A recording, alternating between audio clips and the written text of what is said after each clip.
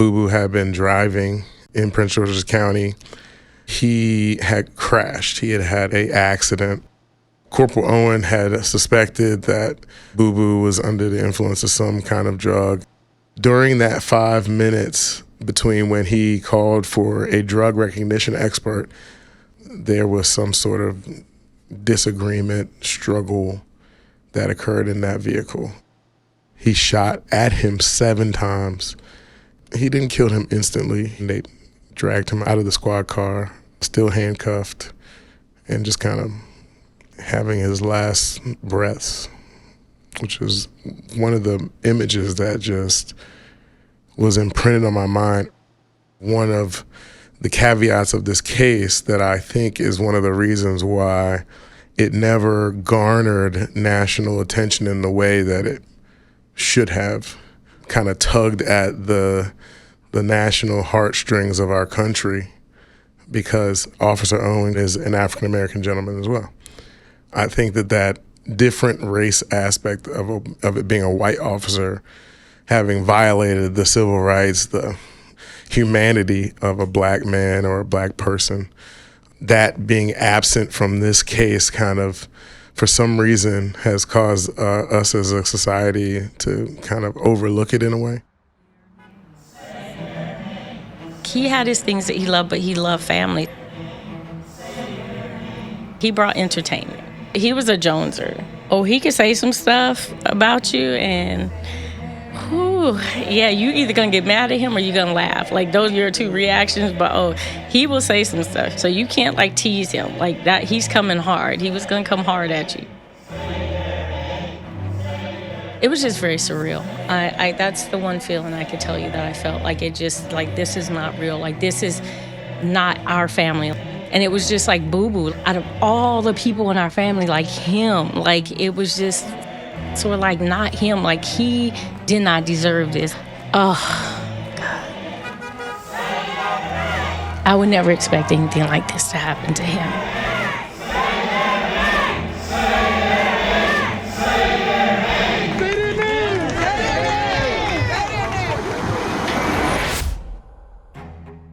I'm Chris Colbert. Thanks for tuning in to Say Their Name, brought to you by DCP Entertainment. This series takes a deeper look into the impact of the assault and killing of Black people by the police and in Stand Your Ground states. We share the stories from families who have been negatively impacted in these situations.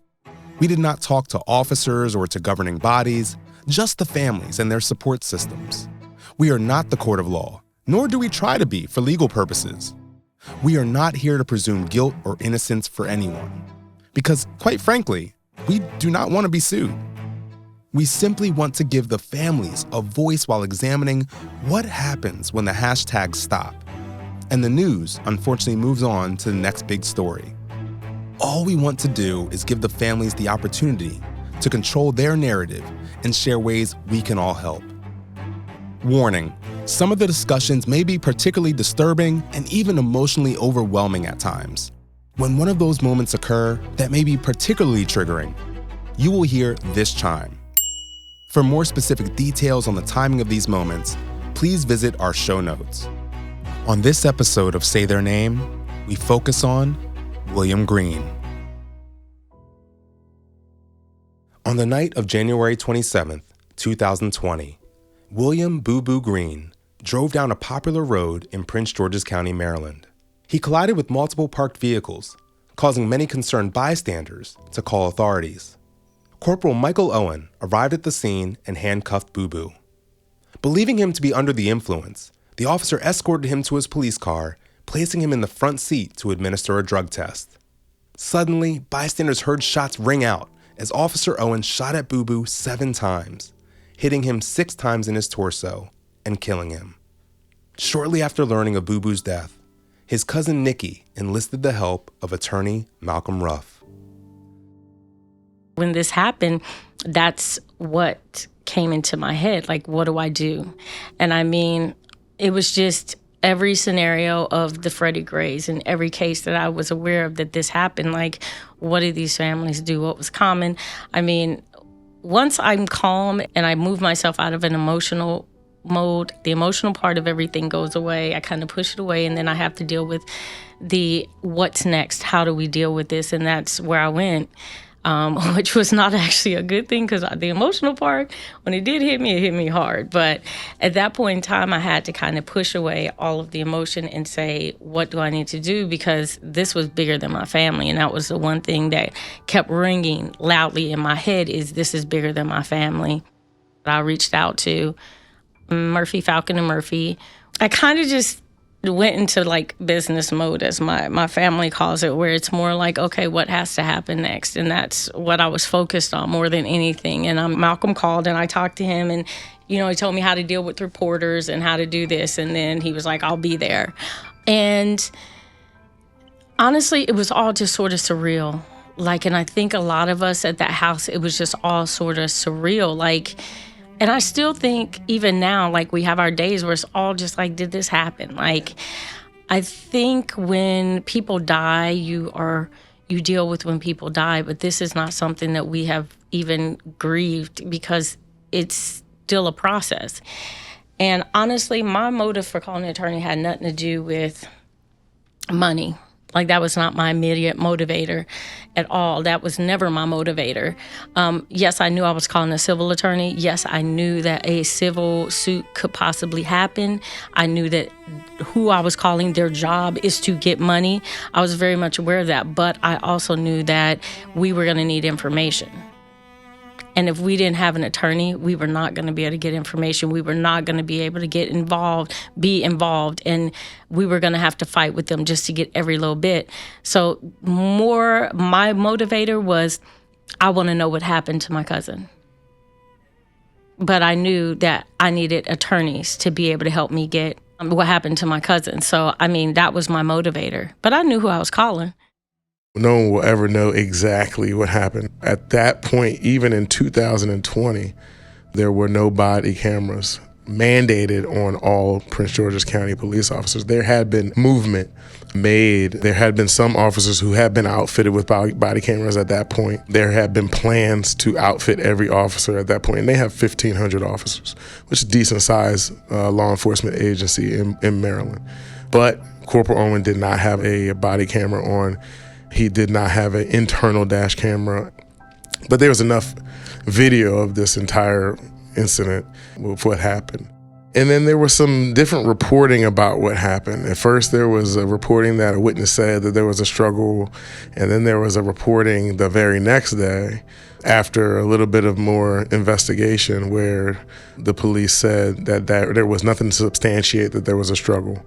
The officer made some sort of statement where he said that Boo Boo tried to get control of his gun. The coroner report says that there was no struggle. There was nothing on his wrist or anything. So the coroner had told us the same thing, that there was no struggle.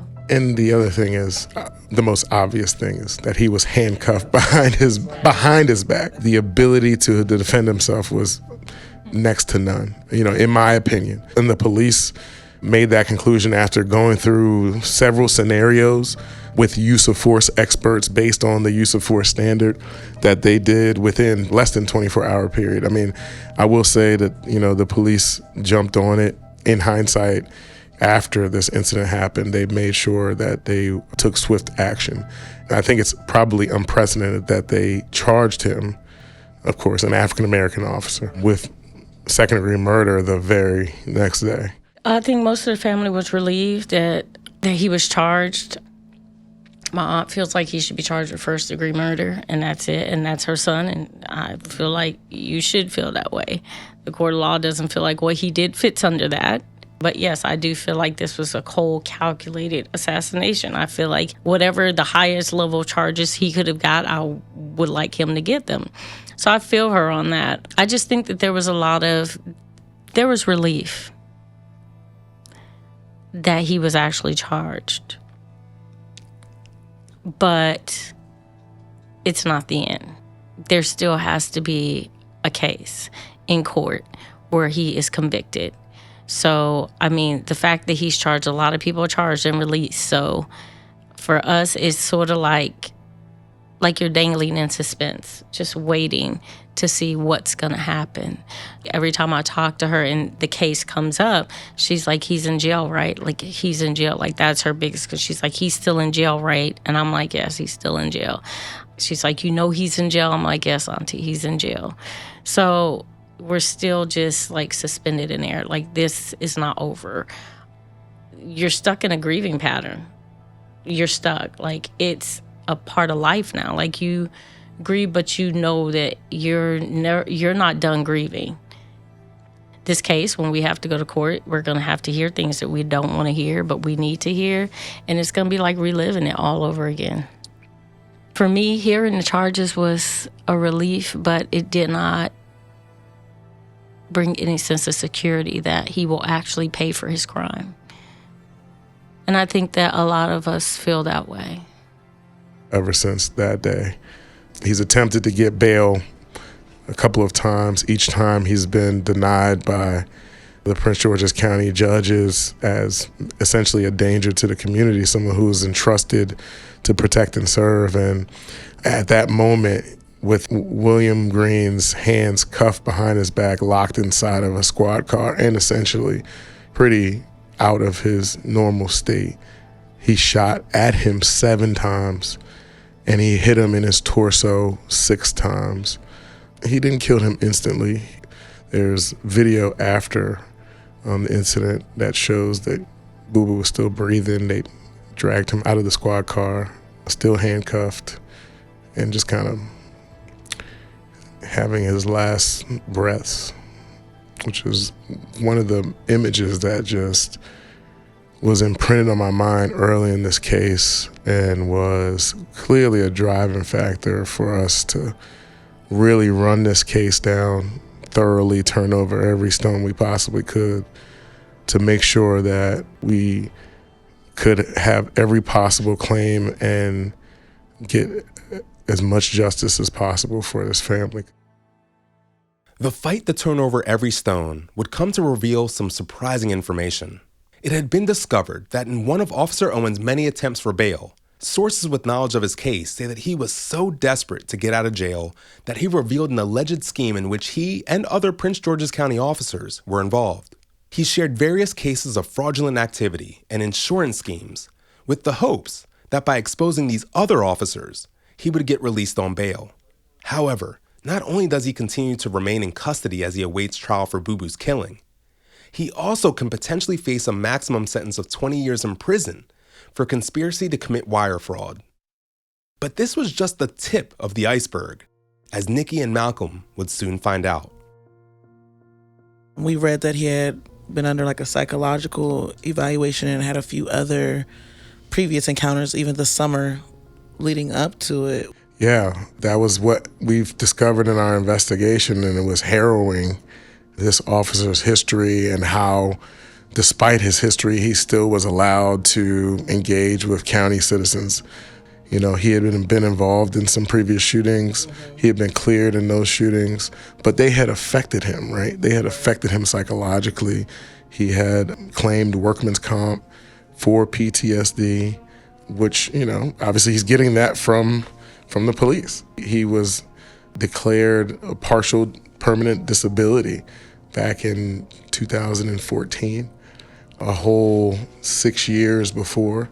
He actually made additional supplemental claims just 10 months before he killed William Green, where he said that his PTSD had been exacerbated by a new condition. In that year prior to murdering Boo Boo, he had had some incidents that we believe were excessive force against some other county residents. Specifically, the most ridiculous was literally a month before he killed Boo Boo. He had come upon a scene not too far from the location where he killed Boo Boo, where there had been a shooting somewhere close by at a shopping plaza. He arrived with a couple other officers, and it just so happened 4 members of this family, father, daughter, son, and a niece, were trying to fix a car in that parking lot, right? They just happened to be at the scene. They had nothing to do with this incident. Officer Owen pulls up, and a lot of this is on video camera as well, and was referenced probably in that Washington Post article. He pulls up and he just starts detaining people. You just see him and his fellow officers doing the same thing, just detaining people. They don't know. And the guy who was involved in the shooting was very close by. I think he had just run by. They detained this family who had nothing to do with it, a 16-year-old boy. They pointed guns at him, had him on the ground. The father of the group, they had him in handcuffs. Like I said, he was just there trying to fix his niece's car. I actually know him personally. I represent him now for that incident because it was a traumatic incident for him. He was put in cuffs for no reason out of nowhere. He's trying to tell this officer, Corporal Owen, I have nothing to do with this. You got the wrong people. Please let me go. I don't have it. Why are you doing this? Owen saying things to him like, if you don't, shut up in the next 2.5 seconds, you're going to jail. And that's what happened. He kept protesting. Owen starts to take him to a squad car.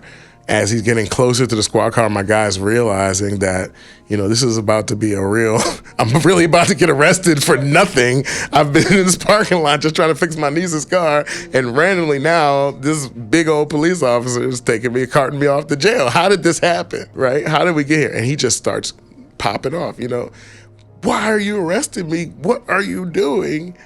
And you can see it on the video. It's actually in that Post article. Owen takes him to the ground on his butt and starts to choke him. Clearly excessive. He's just a completely clueless police officer, had no idea, and he's just a bully. That's the way it presents, is just a complete bully. He's choking this guy out. He's gagging, and very much a la George Floyd. And it wasn't for that long. He chokes him, and then he puts him in the squad car, he chokes him again. And terrorizes this family, like a 16-year-old boy who works a tow truck job with his dad, who owns his own tow truck, just trying to help his cousin out. And the next thing you know, he has guns pointed at him because the police don't want to investigate enough to make sure that they're actually detaining the right people. And that's an incident that happened, a month before Boo Boo was killed, right? Owen had at least 4 uses of force during the year prior to killing Boo Boo. And the thing about it is, in Prince George's County Police Department, they have what's called an early identification system, which historically, back in the early 2000s, when the Department of Justice had started to investigate Prince George's County Police Department because they just had so many complaints, specifically canine officer excessive force complaints, and then also just regular excessive force complaints. The DOJ started doing an investigation. They came to a consent decree where they said, you, Prince George's County Police Department, have to have an early identification system, has to be sophisticated. And what it has to do is it has to flag every officer that has at least 2 uses of force within a 60-day period. So Officer Owen had 2 uses of force in the middle of 2019 that were within 30 days of each other. And a flag was populated. The problem is, what then is supposed to happen is that flag is supposed to cause a supervisor, one of his direct supervisors, to sit down with him in person, review each of the uses of force compared to the standard, make sure that he did things appropriately. If they weren't, have them corrected, and then make assessments, right? Whether that person needs to be suspended, whether that person needs to be transferred, whether that person needs to have counseling, whether that person needs to have a psychological evaluation, whether that person needs to be reprimanded, any kind of resources that officer might need, or support, or some action that needs to be taken to protect the citizen. That's why back in the early 2000s, the U.S. government said, Prince George's County, you must do this because you have an issue that's bubbling. And so we're going to try and help you nip it in the bud. That flag didn't make it to his supervisors until maybe a couple of days after this incident where he detained this family in December of 19. The flag was populated back in July, August. That meant that because it didn't get to the supervisor, there was a deadline to address it wasn't until after Boo Boo was killed. So potentially, if there had been a more effective processing of the flag, potentially a supervisor would have sat down with Corporal Owen and said, hey, you had these 2 incidents over the summer. Let's talk about them. Oh, and then also I just see, like last week, you had this incident with these people. What's that all about? Are there things we need to do? Oh, and by the way, I'm looking at your file, and you have PTSD because you were involved in a shooting 11 months after you became an officer, and you're asking for supplemental disability. Well, hold on. They wouldn't have said that, because when we brought up the disability to the county, they said no one knew. Stawinski didn't know. No one knew he was actually on. They all claimed. Nikki is referring to Hank Stawinski, former PG County police chief. He resigned in January of 2020, following a 94-page report by the American Civil Liberties Union that detailed racial bias and discrimination towards officers of color. The report alleges over 24 incidents in which white officers made racist remarks or displayed racist behavior towards other officers. In the report, those 13 officers detailed a pervasive and widespread presence of discriminatory practices by the department. Many of those officers went undisciplined by the department, while officers of color faced retaliation for reporting the incidents. No one knew he was on disability. Also, that Michael Owen was involved in another incident, and IA, Internal Affairs, requested that he be reprimanded or fired for that incident, but that never happened. Well, I'm guessing that's the incident with... Yes, with her, the correct, woman so- that he choked in the backseat Yeah, of his so police car. that was in 2016, which was 16. really the most tragic part about it, was that her claim was over 3 years after we discovered it, right? And in Maryland and in the federal court for a civil rights claim, statute of limitations is 3 years. So we, investigating the claim for Boo Boo's family, we went and found her. We found out that there was a woman who had claimed Officer Owen had arrested her because she didn't know her license was suspended for failing to pay a traffic ticket. She was a longtime postal worker, woman in her late 40s or early 50s, solid woman, hardworking person. She failed to stop at a stop sign allegedly. Before that, got a ticket for it, failed to pay it, or failed to ask for a trial. It is probably one of the most common things that happens to people all the time. And now, currently, that type of offense is no longer incarcerable in Maryland. That's been changed, right? So this, at the time, you could still be arrested for driving on a suspended license because you had not paid a ticket. We've grown now as a people, and now we realize it's like, oh gosh, I guess we shouldn't be putting people in the county clink. He arrests her because he found her driving suspended. He puts her in the back of his squad car. He's on 495, and he starts talking mess to her, according to her, about I'm taking you to jail, and teasing her about how she. I arrested you, and she starts kind of pushing back and saying, you're an unprofessional officer. And I'm sure it wasn't this polite, right? but they're going back and forth. And he pulls over on the side of the road, according to her, and reaches back and chokes her in the back of his squad car, telling her to shut up, to the point where she... And I can tell you this because I met with her in person, right, in this office. She came and willingly told us the story like it happened to her yesterday, broke down in front of me, perfect stranger, telling this story, like it had happened to her the day before. Choked her to the point where she urinated on herself. And then he paraded her through the jail as he took her to a jail cell and told all the COs how she had peed on herself. It was a terribly embarrassing, humiliating, and painful situation for her. But she filed a complaint, and according to her, never heard back after she did an interview with the internal affairs detectives.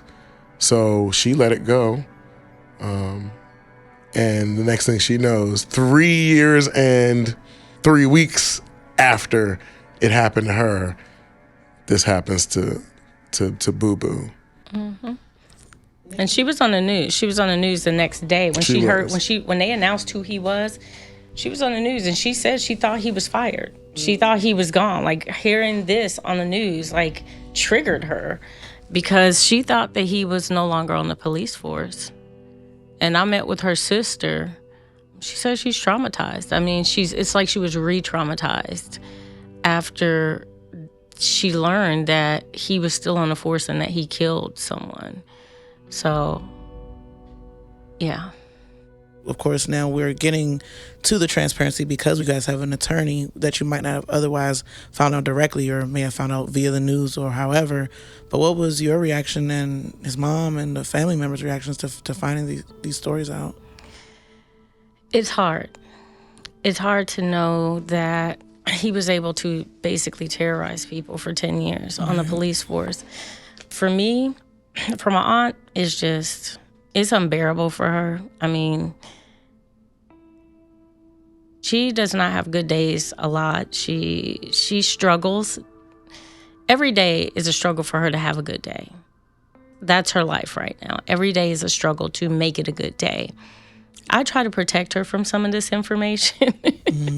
Sometimes me and Malcolm were talking, he'd tell me stuff, and I'd be like, okay. And I ain't say nothing. And then he's on the phone, and he's like, well, you know, she's like, no. And I let Malcolm take the brunt because I didn't want to. So sometimes I would let Malcolm just roll right under that bus.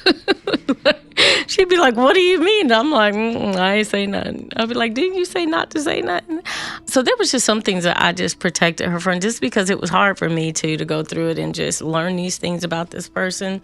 And just her, she's so heartbroken. And I mean, I can't imagine what she's going through. I mean, I lost a cousin. I lost someone that I loved with all my heart, but she lost her child, and I can't even imagine what she's going through. So, I mean, sometimes it was just hard for me to tell her, just because I knew her reaction, and I knew that it was going to be days for her to be okay. From just that little bit of information I was giving her, I knew it was going to take her days to be okay from it. So, I mean, there's a lot of things that I just kind of let Malcolm deal with. I'm sorry, Malcolm. It's true. I get it. I did. That's another reason why you got to have an advocate, somebody to take it on and stand in your shoes. Yeah. You know, that's why, I mean, we're family at this point. It's a lot to take in as a family. I mean, just me. Some of the stuff I know about this man, I'm disgusted with him as a person, because I really do think that it takes a type of person.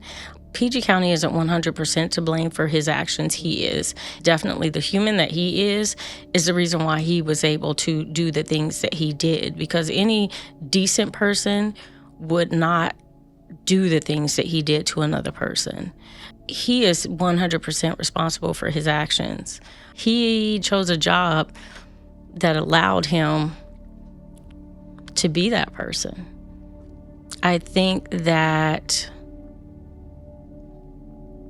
being a PG County police officer, he was in an element that kind of, what's a good word? It kind of helped his inhumanity flourish.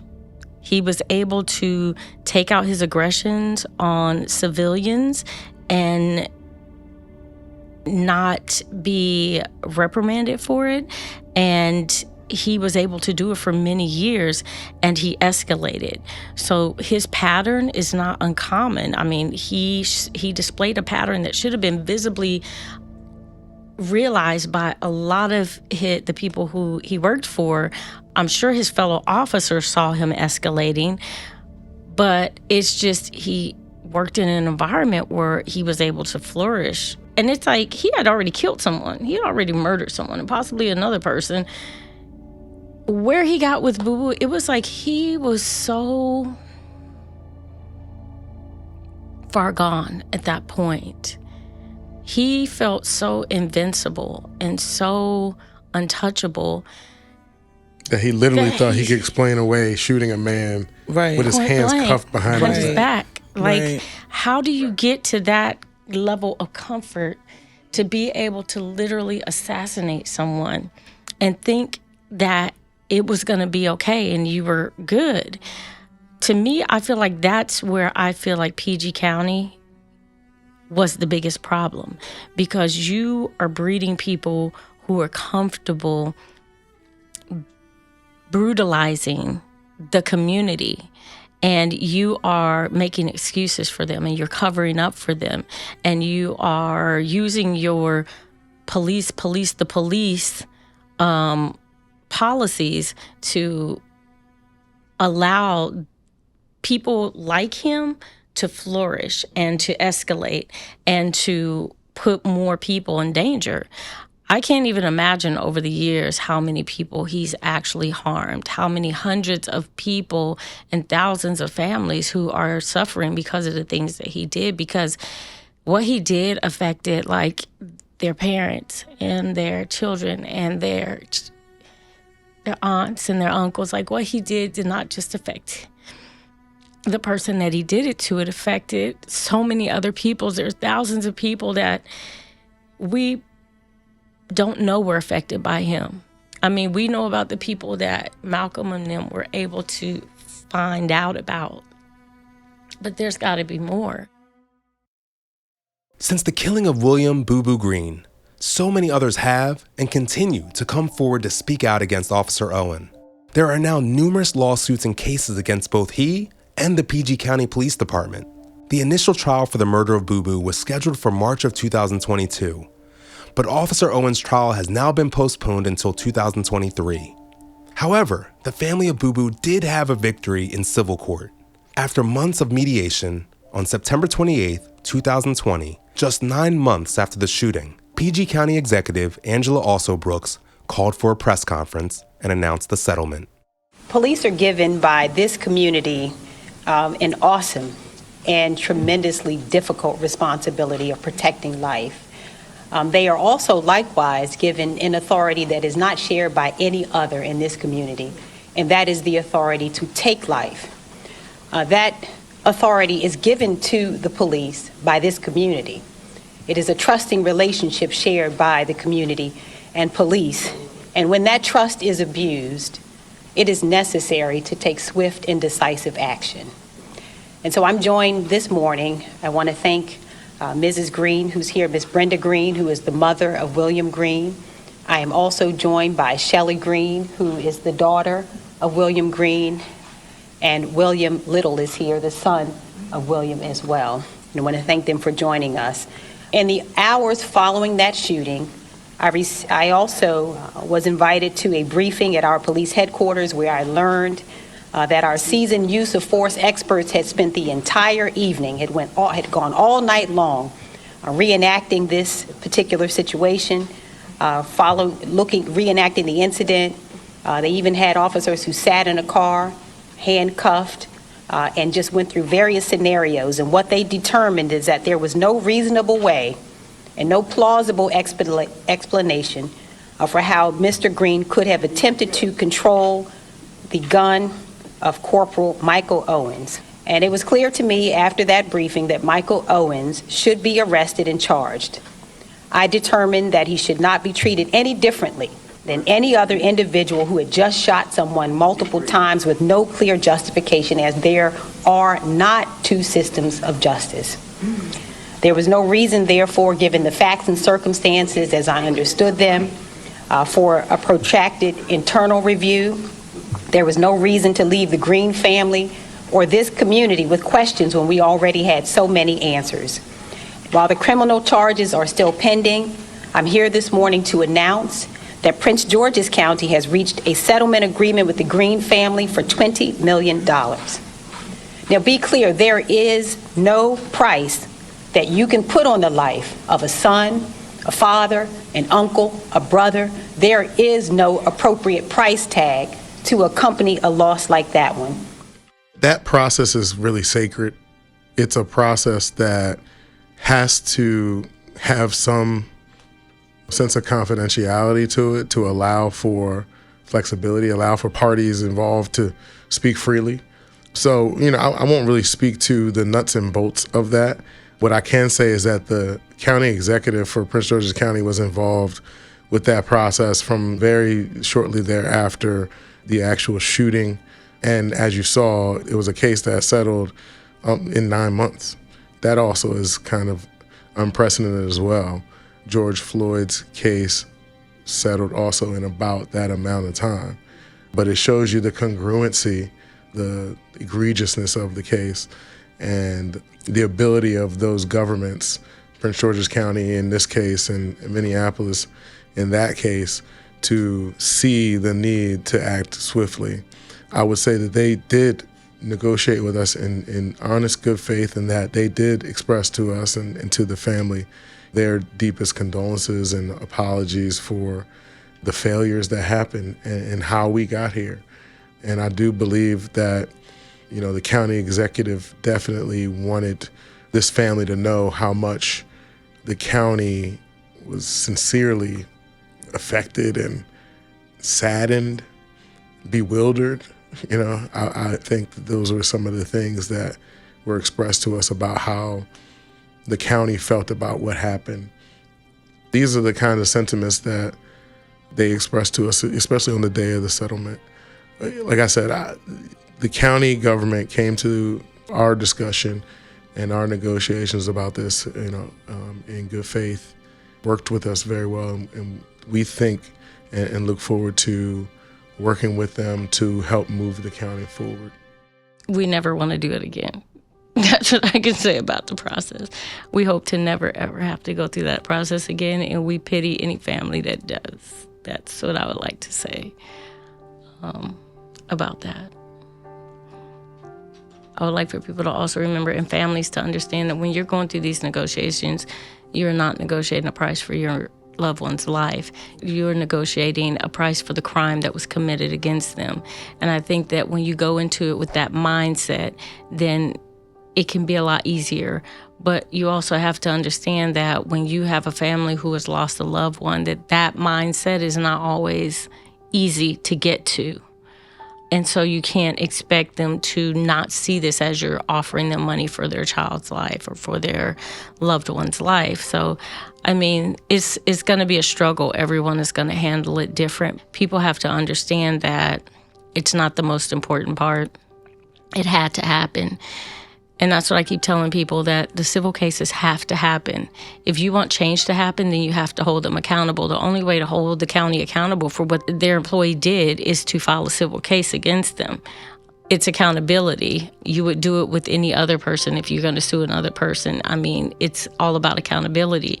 When it comes to the criminal trial, it has nothing to do with the civil trial. It's a whole separate matter, and you can't look at the two the same. If you are grieving and you've lost a loved one, it's hard to come to that. So everything kind of meshes together. So all of my family members handled things differently. For me, it was easy for me to separate that. Like, my understanding of how this has to happen was completely clear. But for others, they struggle with that. It doesn't fix anything. It fixes nothing. It doesn't make you feel better. It's like blood money. But it had to happen.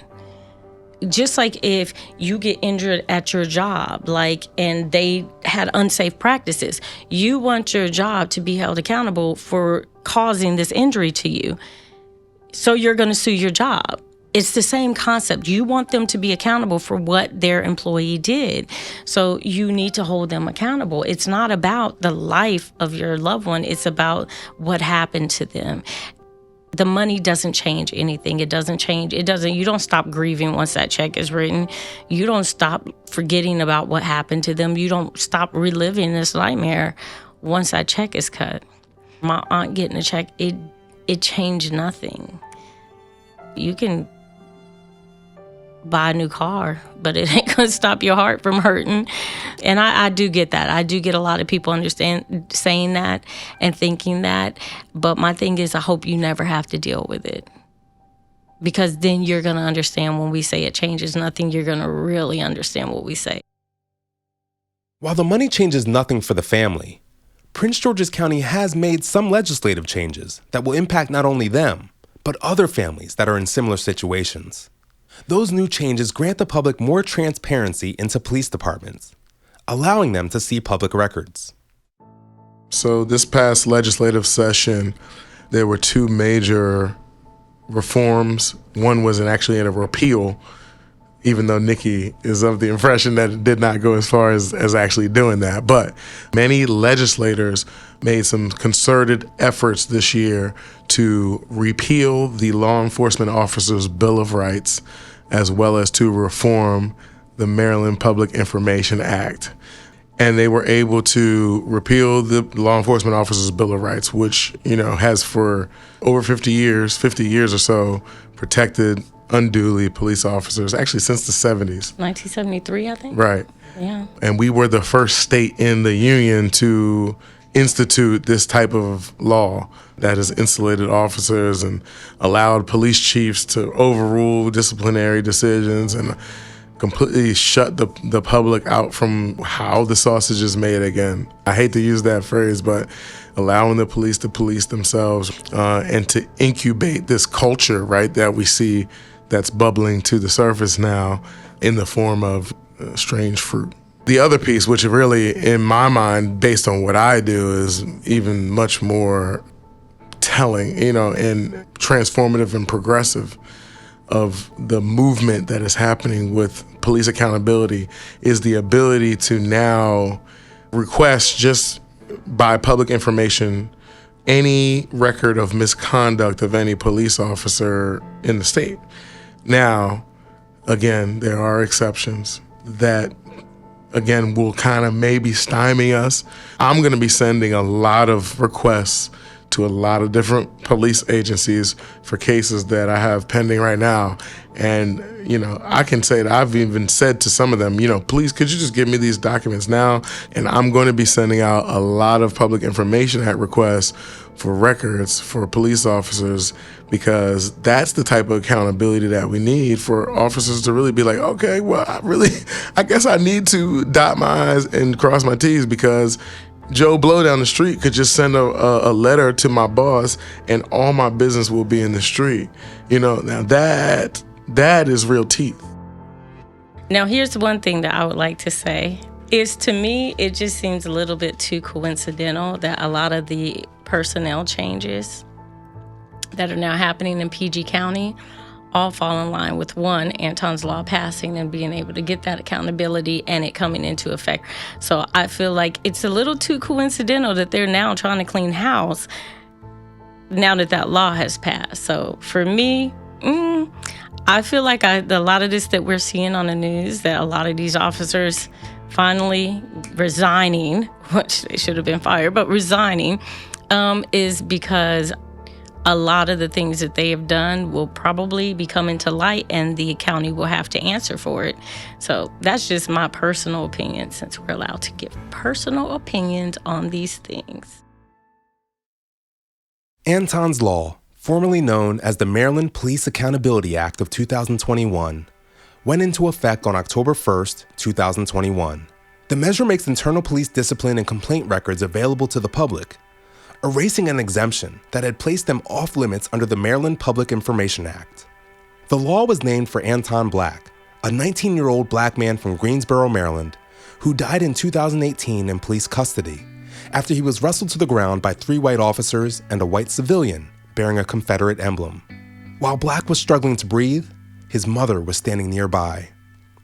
Through some of the victories, such as Anton's Law, all the legislative changes, and the settlement, the family, still deep in grief, tries to find ways to cope with the loss of Boo Boo and find ways to honor him. I go by whatever my aunt wants. Like, I try to advocate for my aunt as much as possible and whatever makes her comfortable. One thing that I don't do is I don't go back to where he was killed, because I don't feel like it's relevant. I feel like that was when Michael Owen had a life change. That's where he died. That's where his life ended. So I don't want to celebrate or go there and grieve there because he's not there. I feel like that's a place that Michael Owen needs to return to and have a realization moment about what he did. He needs to reflect on that place and how it changed his life. I see no significant value in the place that he was murdered. And I know a lot of families go back to the place where their loved ones were murdered and they put memorial. And I don't feel like I want to memorialize that place because it wasn't a place that he loved. It wasn't a place that had any meaning to him in life. So I don't feel like it should be memorialized. That's one thing I don't do that I see a lot of families doing. And I've talked to my aunt about that to get her to understand that you don't need to go there to grieve him. You don't need to go there to memorialize him, because I just feel like that's insignificant. I would like to celebrate his life and the things that he loved, and not the tragedy that ended his life. I think that a lot of family members kind of went back to the norm. Like, it's like it happened and they're waiting for this trial, but it's like they resume their normal lives. You know, it's kind of like at some point you got to get back to your normal.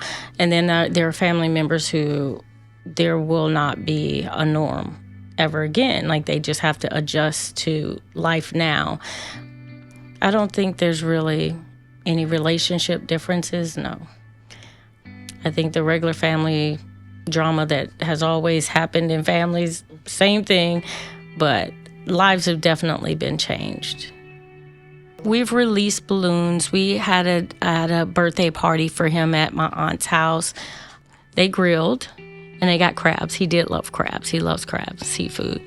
Honestly, for a lot of us, it's really, especially for me and my aunt and his kids, it's really just trying to find some sense of normalcy. Me, I've been through a lot more since he's died. I lost both my parents, so I'm going through a whole lot right now.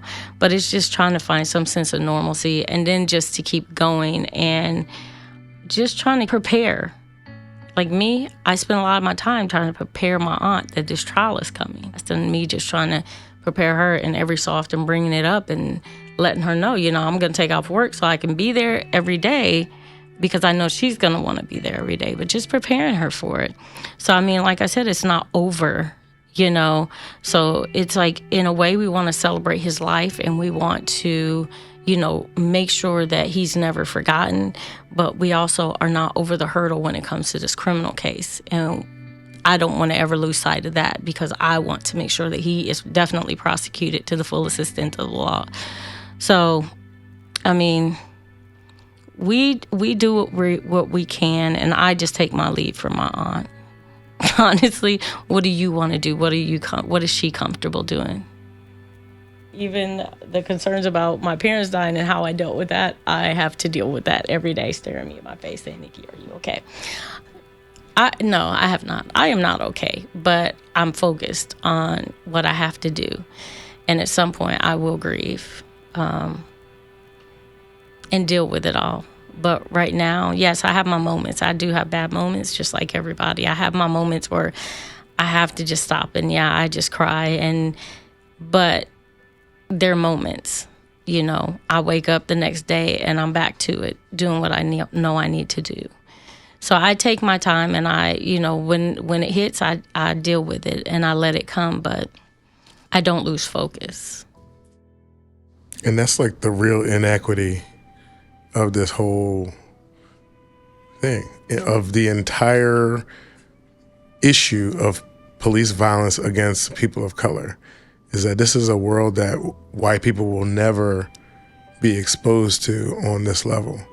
The far-reaching effects that this has. Like, Nikki doesn't have a cause of action for her cousin being slain in the street, but she's clearly damaged. She's been damaged. She's been hurt. There's no amount of money that anybody could have ever offered any of their family members for Boo Boo's life. That across the board is a disparate experience for us as Black people and people of color. That's the real tragedy of this entire issue, is that it is always just us. What do you think Boo Boo would say about how y'all have fought for him? All I can look at is how I'm handling this. I think that he would be proud of what I am doing, and that I won't stop talking and won't stop saying his name. So he'd be proud. Yeah, I think he would be. And people tell me that. But I don't think he would expect any less from me. I was always like his fighter. If he got into something at work and he was like, how do I handle this? I was like, we're calling the labor board. We're doing this. We're doing that. So he already knew. I was like, nope, they're not going to do that to you. So, I mean, I think that I am doing what I think he would want me to do. And that's my motivator.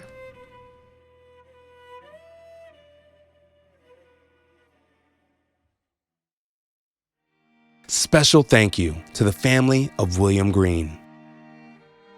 Officer Michael Owen is still in jail awaiting trial for the death of William Green.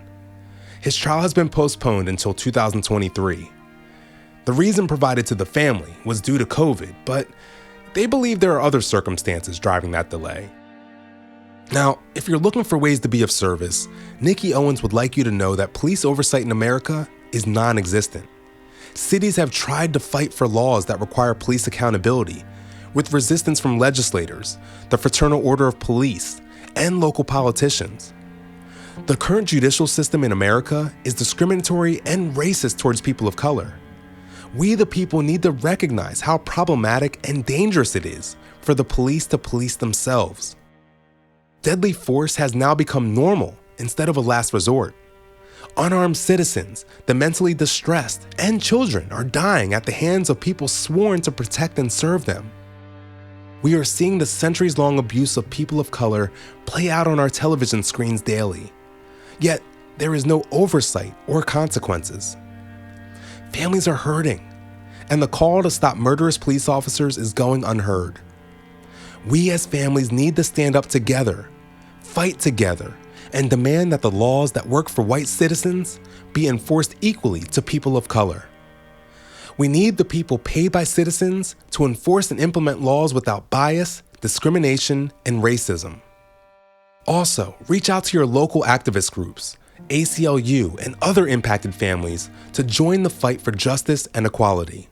And as always, push to have your state end qualified immunity. Listen next week for a special Part 3 on William Green.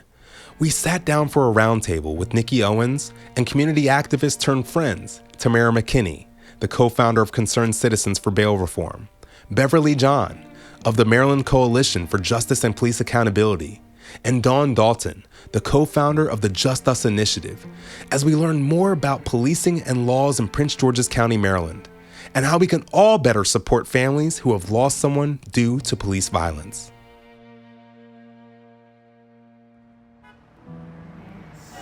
Names of the fallen mentioned in these episodes: Anton Black, Freddie Gray, Emmett Till, Archie Elliott III, George Floyd, Breonna Taylor, William Green.